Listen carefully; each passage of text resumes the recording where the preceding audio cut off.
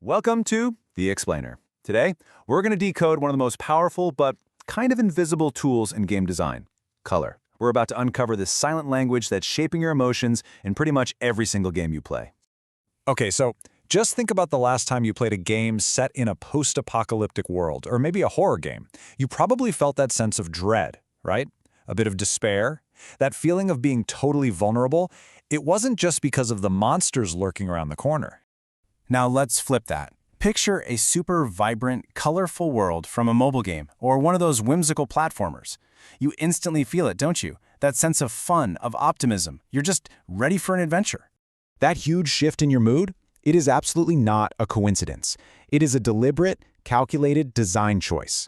It's a tool that's used to guide your entire emotional journey, right from the second you hit start. All right, let's really dive into this. Color is this silent, subconscious language.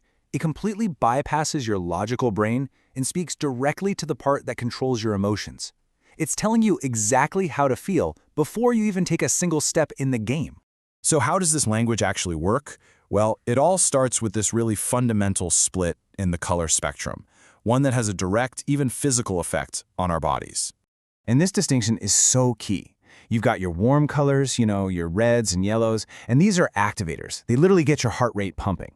Then you have the cool colors, like blues and greens, and they're focusers. They calm your mind right down and pull you into the world. So designers use these warm colors to make you act. A sudden flash of red, that triggers your survival instinct. It screams danger. A splash of bright yellow, that pulls your eye right toward treasure. It sparks that feeling of optimism and gets you exploring. These are colors that demand a physical response. Cool colors, on the other hand, they're all about creating focus and a sense of calm. Blue is basically the gold standard for user interfaces because it doesn't fatigue your eyes, which lets you play for hours. And green, well, green almost universally signals safety, health, or growth. It's like a big visual sign telling you can relax. But, it's not just the specific color that matters. Game designers have two more dials they can turn to really fine-tune your emotions: how intense a color is and how bright it is.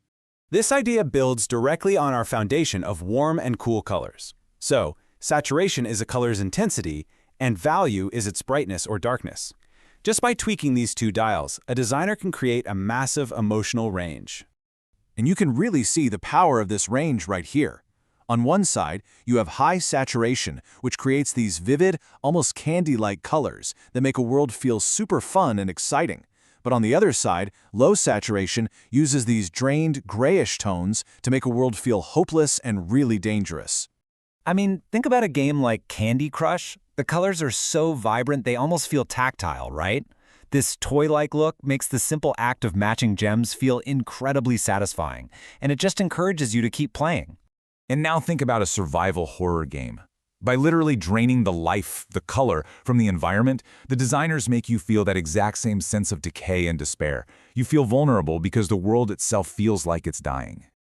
Okay, so we know how color creates mood. But what's really fascinating is when great game design takes it one step further, turning that emotional language into a functional one to tell you exactly what to do without ever saying a single word. This is where color stops being just atmosphere and becomes a core gameplay mechanic. It basically becomes a silent instructor, teaching you the rules of the world instantly and, intuitively.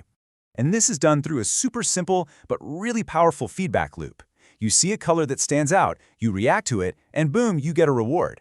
This process actually trains your brain to look for these cues, and it keeps you engaged and moving forward.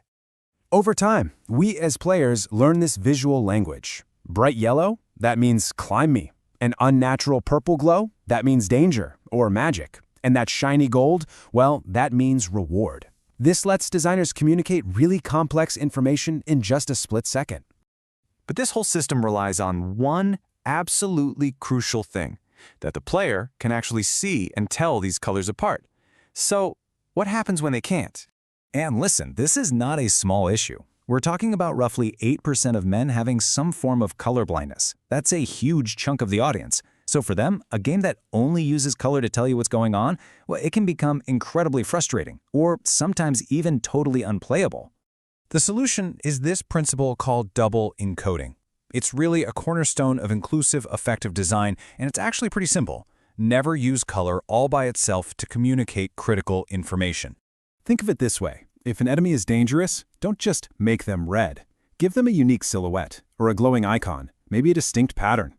That way, every single player can identify the threat instantly, no matter how they perceive color. So ultimately, designing for accessibility isn't just about including more players. It's about creating a clear, more robust visual language that makes the game more intuitive for everyone. This quote, it just captures the heart of it all, doesn't it? Every color choice you see is a deliberate act of psychological direction, carefully crafting your emotional journey from one moment to the very next. So the next time you pick up a controller, just pay attention.